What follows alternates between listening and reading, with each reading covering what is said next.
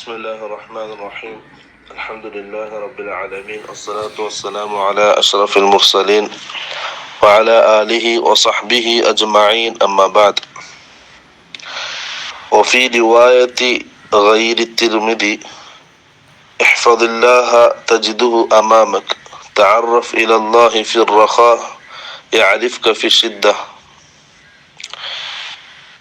Abdullahi bin Abbas റളിയല്ലാഹു അൻഹുവിൽ നിന്നും ഉദ്ധരിക്കുന്ന ഹദീസാണ്. അതിന്റെ വേറൊരു റിവായത്ത് ഇമാം തിർമിദി ഉദ്ധരിക്കുന്ന റിവായത്ത് ഇന്നലെ വായിച്ചു.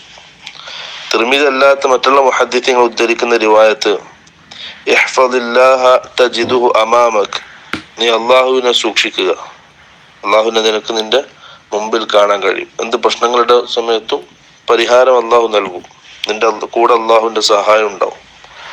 തഅറഫ് ഇലല്ലാഹി ഫിർറഖാഇ യഅരിഫ്ക ഫിശ്ശിദ്ദ, നിന്റെ നല്ല സമയത്ത്, ജീവിതത്തിൽ സമാധാനം സന്തോഷമൊക്കെ ഉണ്ടാകുന്ന നല്ല സമയത്ത് നീ അള്ളാഹുവിനെ ഓർക്കുക, ശുക്ർ ചെയ്യുക അള്ളാഹുവിന്. അങ്ങനെയാണെങ്കിൽ യഅരിഫ്ക ഫിശ്ശിദ്ദ, നിന്റെ പ്രയാസഘട്ടങ്ങളിൽ അള്ളാഹു സുബ്ഹാനഹു വ തആല നിന്റെ കൂടെ ഉണ്ടാവും, അള്ളാഹുവിന്റെ സഹായം നിന്റെ കൂടെ ഉണ്ടാവും. വഅലം അന്ന മാ അഖ്തഅക ലം യകുൻ ലിയുസീബക, നീ അറിയണം നിനക്ക് നഷ്ടപ്പെട്ടതൊന്നും നിനക്ക് ലഭിക്കാനുള്ളതല്ല. നിനക്ക് ദുനിയാവിലെ ജീവിതത്തിൽ എന്തൊക്കെയാണോ നഷ്ടപ്പെട്ടത്, കിട്ടാതിരുന്നത്, അത് നിനക്ക് കിട്ടേണ്ടതല്ല.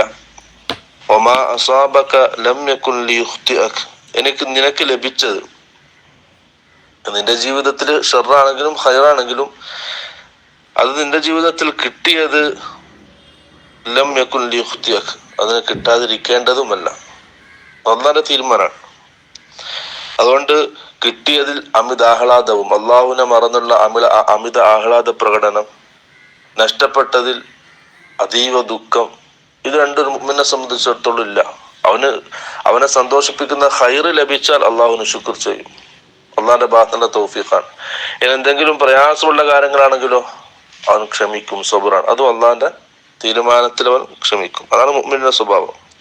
വഅലം അന്ന അൻ-നസ്റ മഅ അസ്-സബ്ർ, പിന്നെ റസൂൽ സല്ലല്ലാഹു അലൈഹി വസല്ലം പറയാണ്, നീ അറിയണം അന്ന അൻ-നസ്റ മഅ അസ്-സബ്ർ, ക്ഷമയോടൊപ്പമാണ് അള്ളാഹുവിന്റെ സഹായം.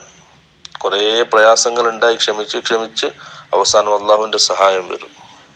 വഅന്നൽ ഫറജ മഅൽ കർബ്, പ്രയാസങ്ങളോടൊപ്പമാണ് ഒരു വിടുതി ഉണ്ടാവുക.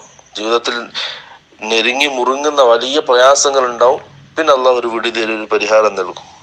വഅന്ന മഅൽ ഉസ്രി യുസ്ര, ഒരു പ്രയാസത്തിന് ശേഷമാണ് ഒരു എളുപ്പം ഉണ്ടാവുക. അള്ളാഹുവിന്റെ തർത്തീബാണ്. അതുകൊണ്ട് പ്രയാസമുള്ള സമയത്ത് ക്ഷമിക്കുക, സബറാകുക. ഖൈറിന്റെ സമയത്ത്, റഖായിന്റെ സമയത്ത്, നല്ല സമയത്ത് അള്ളാഹുവിനെ ഓർക്കുക, അള്ളാഹുവിന് ശുക്ർ ചെയ്യുക. അതാണ് ഒരു മുഅ്മിൻ ചെയ്യേണ്ടത്.